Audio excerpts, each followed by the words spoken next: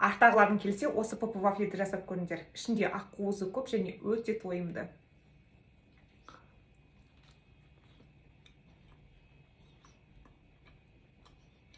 Екі жүз грамм сүзбеге 2 жұмыртқаны жарып, 3 шай қасық эритрит қантын қосып араластырамыз. Эритрит болмаса, онда басқа қант алмастырғыш, бал немесе жай ғана қантты қоссаңыздар болады. Мен 2 ұнды пайдаландым. 30 грамм цельнозерновой ұн, 30 грамм жүгері ұнын. Жарты шай қасық қопсытқыш қосып, бәрін жақсылап араластырамыз. Вафельницаға жылқының майын жағып пісірдім. Вафельница болмаса, табаға пісіруге болады. Міне попы вафли дайын болды. Енді ортасына табиғи йогурт жағамын. 1 шай қасық табиғи йогурт жетеді. Ортасына салат жапырағын қоямын.